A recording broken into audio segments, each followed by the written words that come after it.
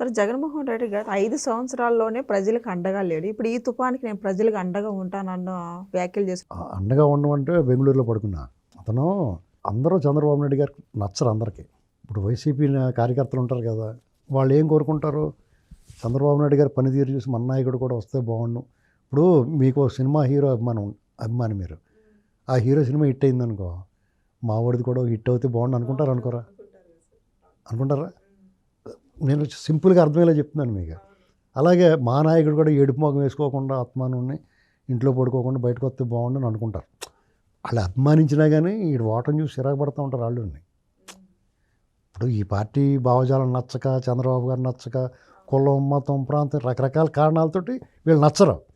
దాన్ని మనం అర్థం చేసుకోవచ్చు. ఎవడిష్టం వాడిది. వాళ్ళకి జగన్ మీద అభిమానం ఉంటుంది. దానికి రకరకాల కారణాలు ఉంటాయి.